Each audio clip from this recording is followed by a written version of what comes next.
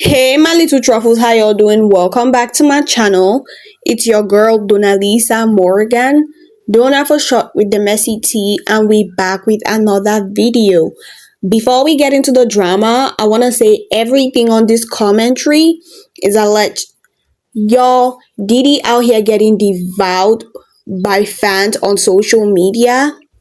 Cardi B under hot fire because apparently ghostwriters out here dropping secrets on how she got signed to Atlantic Record.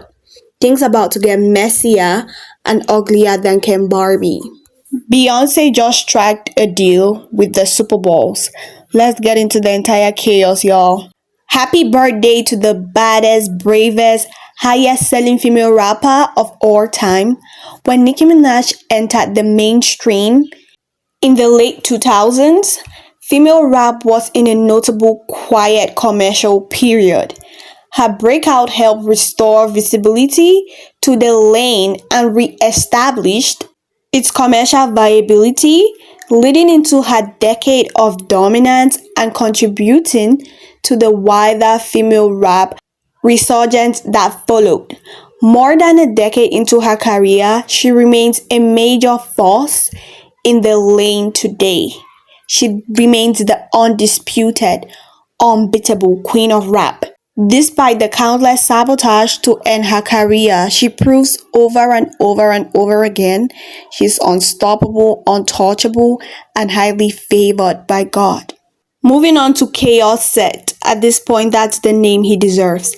So Offset's girlfriend Melanie and her crew reportedly jumped his ex-assistant Jordan after alleged Stefan Diggs setup claims. Things about to get messy. And can we finally agree on the fact that this confirmed the fact Offset is the true definition of toxic and chaotic? Because explain to me, like the fight was so brutal.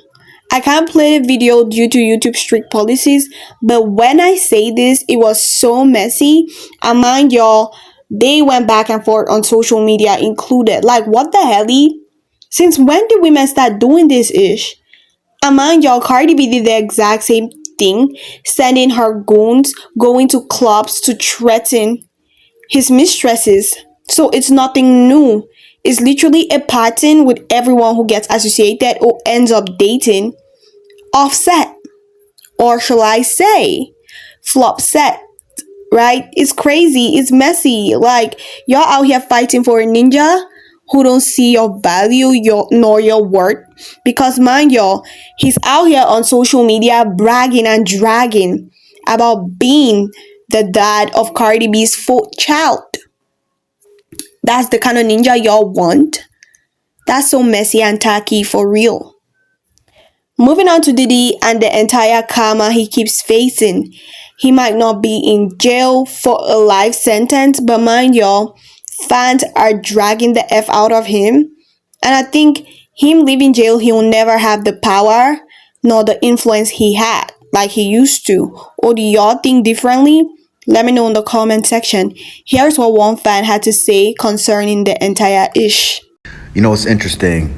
The saga of Diddy and Tupac is an example of how energy cannot be created or destroyed, and how no matter how hard you try to manipulate, you cannot create or destroy or change the fundamental laws of the universe. What do I mean by this? Tupac was a shining example of everything that Diddy wanted to be, and he was that naturally. He was charismatic, he was sought after, desired, he was very well liked and a naturally likable person. He was charming, he actually had intrinsic talent, he was a star. He was what Diddy tried to force his way into becoming.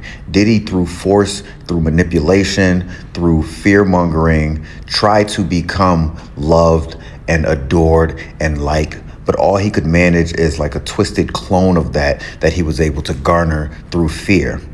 Diddy will always remain the knocked off copycat version, a wannabe clone of Tupac, and that's respectfully, I'm trying to be nice.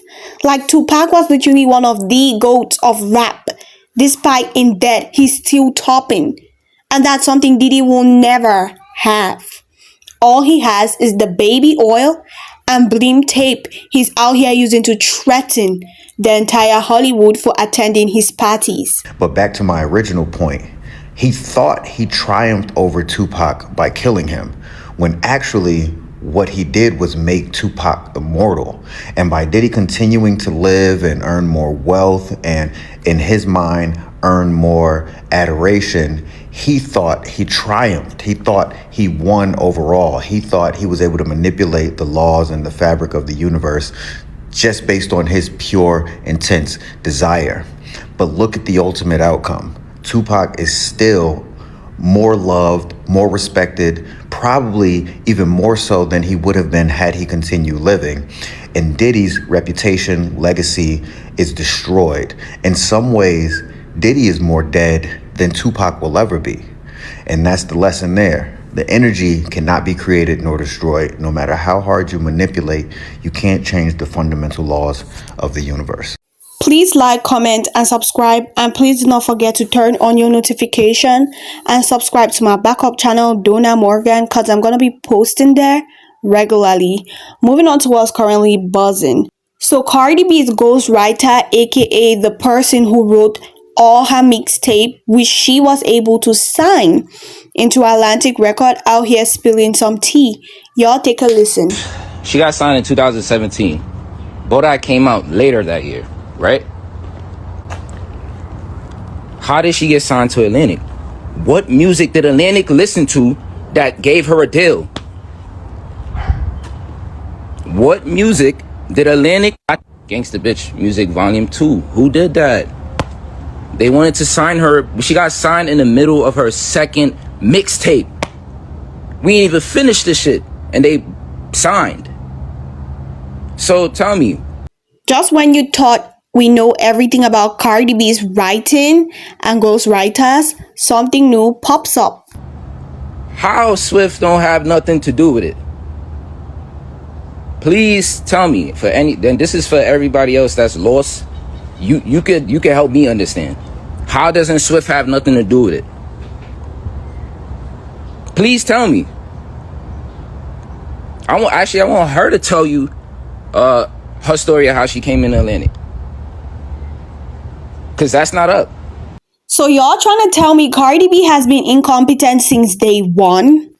The industry was so dumb to pick someone like the incompetent reciting flop illiterate Barney B to go up against Nicki. Like, y'all, when y'all want to do picks on who's trying to compete with Nicki, y'all better pick someone who got some standards.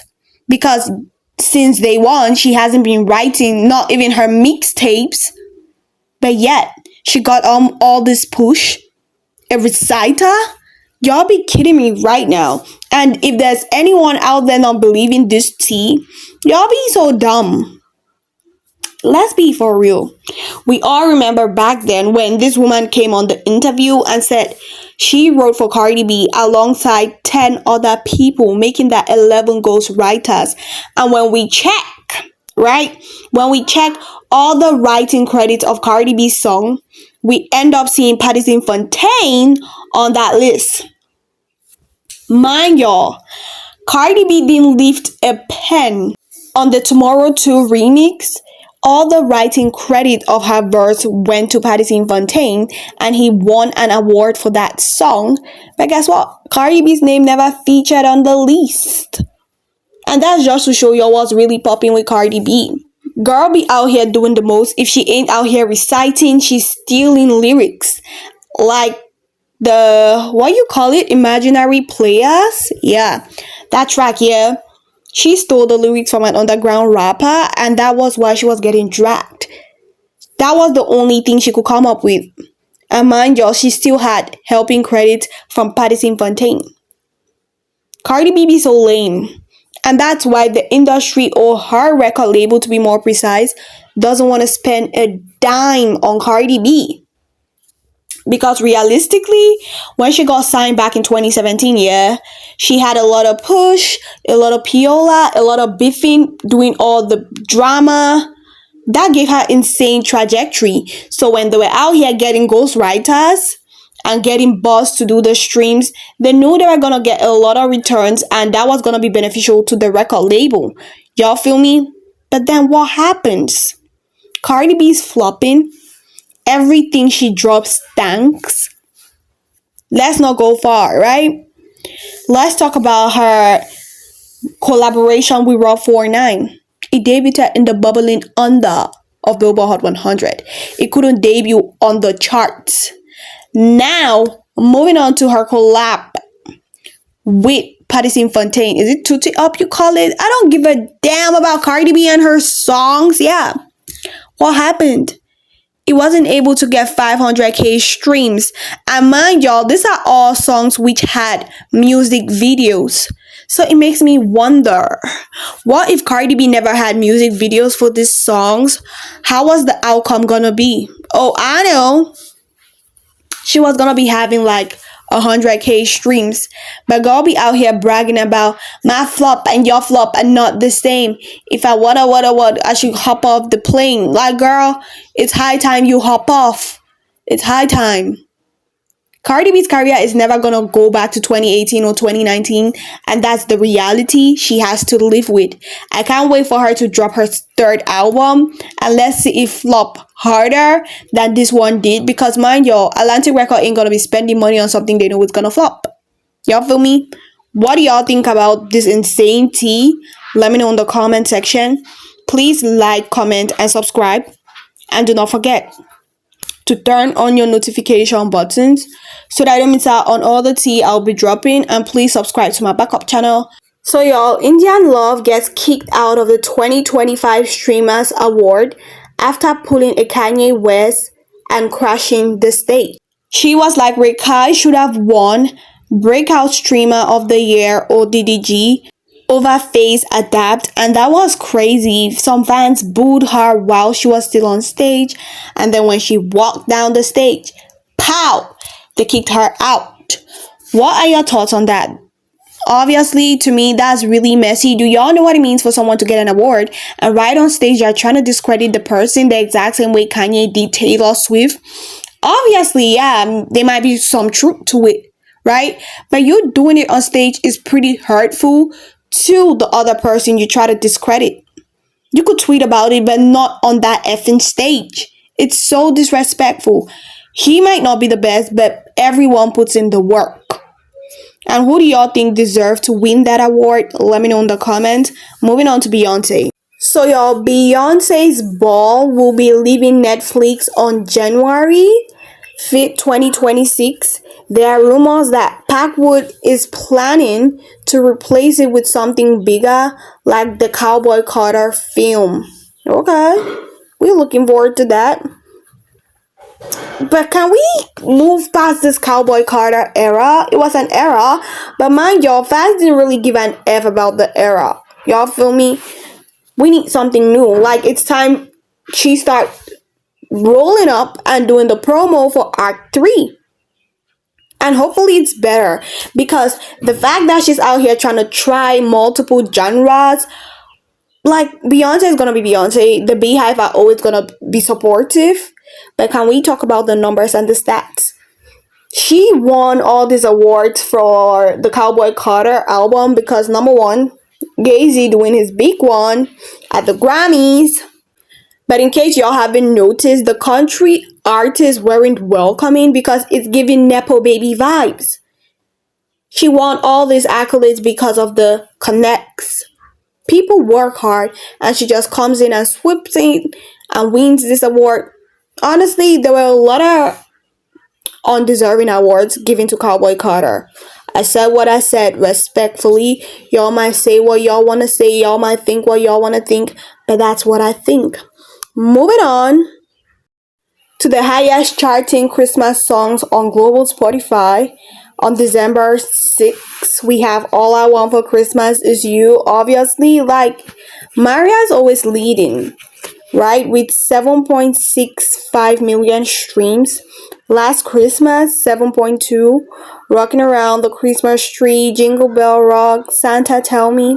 These are amazing songs. And how are y'all really prepping? Yeah, we in the Christmas season, right? It's all love, visiting, gifting. I'm so in my Christmas era, and I hope y'all out here having an amazing time this Christmas. Wishing and sending y'all lots of love. Please like, comment, and subscribe, and do not forget to turn on your notification buttons so that I don't miss out on all the tea I'll be dropping. And please subscribe to my backup channel, Donna Morgan, in the description. See you on my next video because I'm definitely gonna be dropping more saucy and sassy tea. So y'all stick around and stay tuned. Bye. Mwah.